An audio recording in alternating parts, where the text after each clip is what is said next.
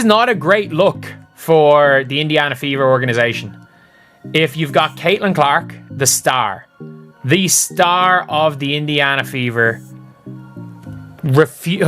she's going and seeing whatever about not seeing the Indiana Fever's doctors. Like, it is what it is with that. It is what it is. Like, I think a lot of players and teams get second opinions, but if you haven't seen here, Stephanie White says there's no update on Caitlin Clark or potential timeline. She met with another doctor, but White says she hasn't spoken with the superstar who reignited Indiana's passion for basketball has just made the boldest statement in WNBA history without uttering a word. Caitlin Clark, the face of women's basketball and a box office sensation whose presence rivals a Taylor Swift tour, has reportedly ceased all communication with the Indiana Fever's medical team following her recent groin injury. Pretty much kind of leaked out the bag to the team that she was kind of going to get a second opinion.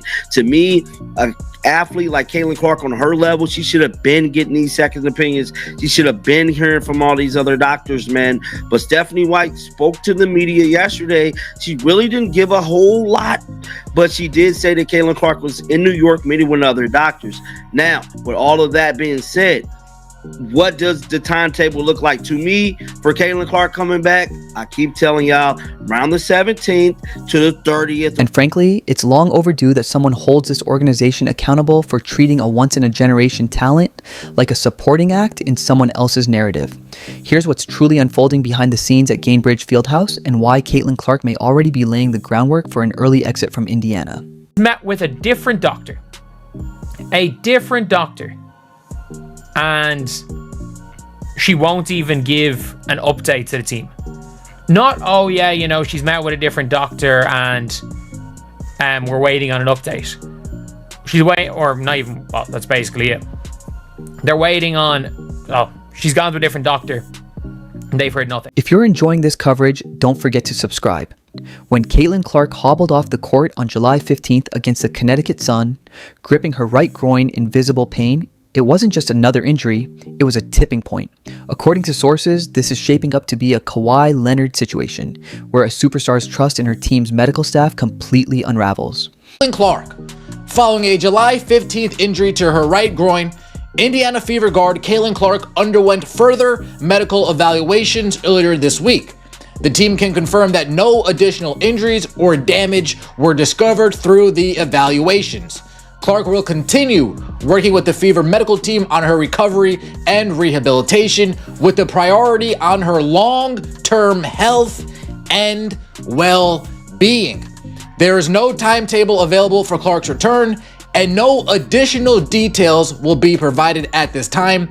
Any further updates will be shared as they become available. Clark has now endured 4 separate muscle injuries this season, starting with a left groin strain, followed by a left quadriceps issue, and now a right groin strain.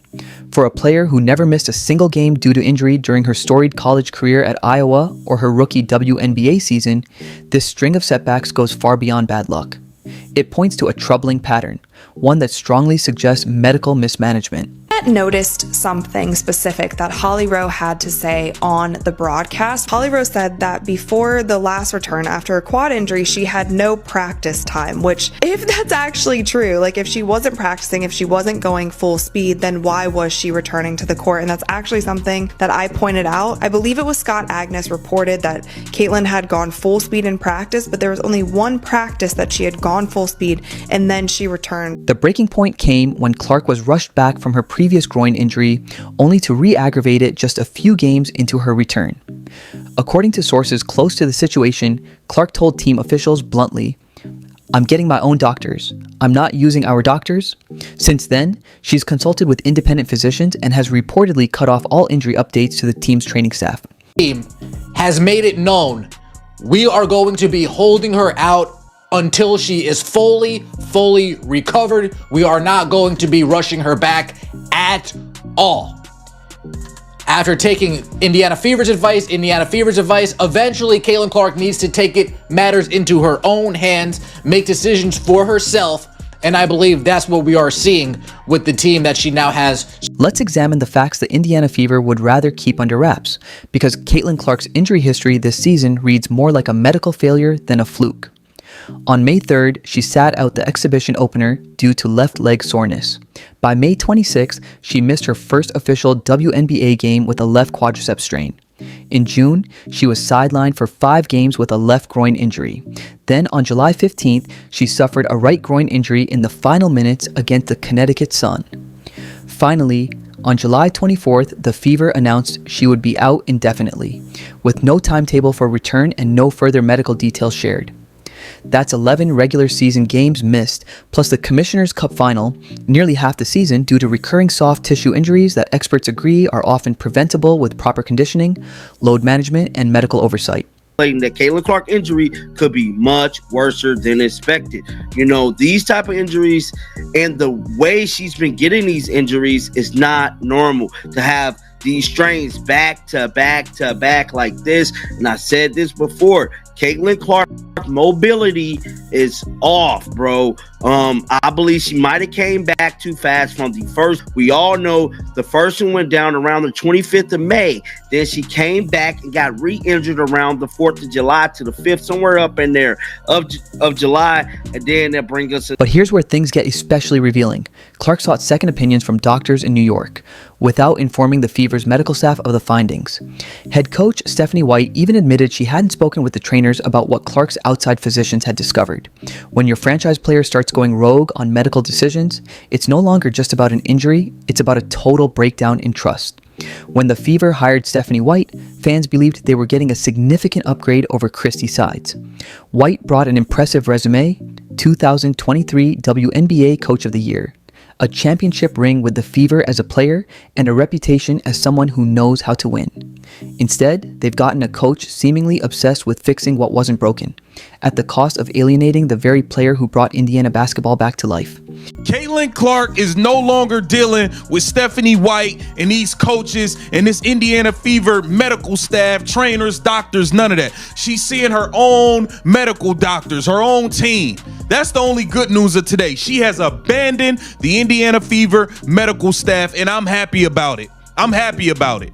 She's pulling a Kawhi Leonard, what he did with the San Antonio Spurs, letting it be known, hey, look, I'll get back to y'all when I'm ready. I'm going with my own medical staff. Y'all can beat it, kick rocks, and I stand with you. Here's the uncomfortable truth no one wants to say out loud. Christy Sides knew how to use Caitlin Clark. Criticize Sides all you want for her other coaching flaws, but she understood one essential principle. When you have a generational talent, you build the system around them. You don't try to squeeze them into yours. Sides let Clark be Clark. She handed her the ball, let her control the tempo, and simply stepped back to let the magic unfold. The results? A rookie season that shattered WNBA records, Indiana's first playoff appearance since 2016, and sold out arenas in every city they visited. Compare that to Stephanie White, whose recent comments about wanting Clark to play off the ball and sharing lead duties with a second ball handler show a stunning misunderstanding of what makes Clark so extraordinary. You don't take the ball out of Magic Johnson's hands just because the defense is pressing. You don't sit Michael Jordan because he's drawing double teams. And you sure as hell don't turn Caitlin Clark into a role player because your system can't handle greatness. This is how it starts in the NFL. This is how it starts in the NBA. When you start seeing the wheels in motion, there's signs. There's signs before eventually a player gets traded. A player eventually marks their next destination. The Indiana Fever, you're on notice.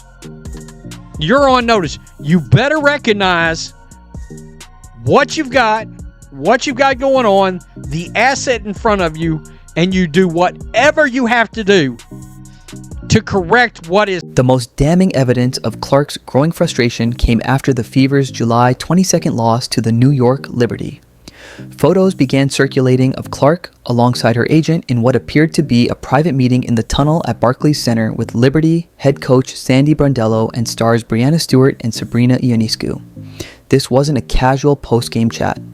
When your agent is present and the conversation involves another team's coaching staff and marquee players, it's not about pleasantries, it's a business discussion. The optics were undeniable.